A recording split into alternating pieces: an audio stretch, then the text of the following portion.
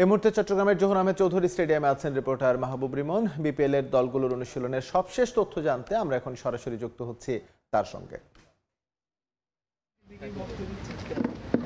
সম্ভবত এবারে বিপিএল এর সবচাইতে আরাধ্যের ম্যাচ অর্থাৎ বরিশাল এবং চট্টগ্রামের ম্যাচ। জানি যে সমর্থকের যদি কথা বলি সেটা ঢাকা কিংবা সিলেট সব জায়গায় বরিশালের যারা সমর্থক রয়েছেন একেবারে মাঠ ভর্তি অকুণ্ঠ সমর্থন দেখেছি।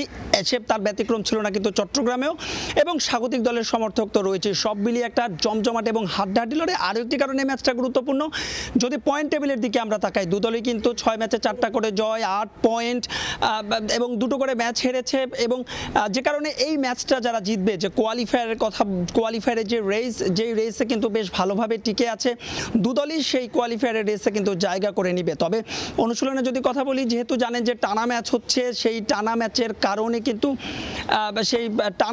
কারণে কিন্তু আজ অনুশীলন করেনি চট্টগ্রাম। কারণ চট্টগ্রাম এখানে এসে অর্থাৎ ঘরের মাঠে এসে তারা 2টো ম্যাচ খেলেছে, যেহেতু আজকে একদিনের বিরতি সেহেতু চট্টগ্রাম অনুশীলন করেনি। তবে বরিশাল কিন্তু ঠিকই অনুশীলন করেছে, এবং যেমনটা বলছিলাম তামিম ইকবাল বরিশালের অধিনায়ক, তিনি কিন্তু আজকে অনুশীলন করেননি। তামিম ইকবাল ছাড়া দলের সব সদস্যরাই ছিলেন।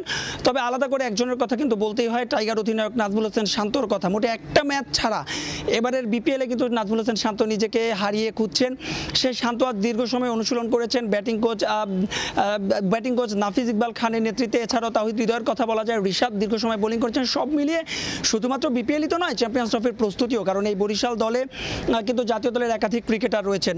অন্যদিকে আরও একটি ম্যাচ রয়েছে আগামীকাল। সেই ম্যাচে কিন্তু রাজশাহী এবং খুলনা মুখোমুখি হবে। এই মুহূর্তে খুলনা দল অনুশীলন করেছে, তবে রাজশাহী তারা অনুশীলন করবে কি করবে না এ বিষয়ে এখন পর্যন্ত কোনো আপডেট আমাদের কাছে নেই। যদিও জানেন যে ক্রিকেটারদের পেমেন্ট ইস্যুতে রাজশাহীকে নিয়ে গেল কয়েকদিন ধরেই দেশের ক্রিকেটের টক অফ দ্য টাউন ছিল। যদিও সেই হ্যাপেনিং সংকট কাটিয়ে রাজশাহী গতকাল একটা স্বস্তির জয় পেয়েছে। তবে সব ক্রিকেটার অর্থাৎ দেশে যে সব ক্রিকেটার, শতভাগ ক্রিকেটাররা তাদের পেমেন্ট পেয়েছেন এটাও কিন্তু এখন পর্যন্ত নিশ্চিত হওয়া যায়নি।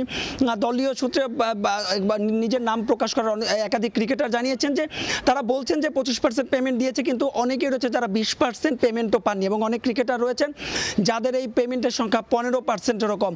সব মিলিয়ে একটা লু হাওয়া। তবে মাঠের ক্রিকেটে কিন্তু দর্শক আসছে এবং খেলাও কিন্তু বেশ জমজমাট হচ্ছে। তো এই ছিল আমার কাছে চট্টগ্রাম থেকে দলগুলোর অনুশীলন এবং বিপিএল এর সবশেষ আপডেট।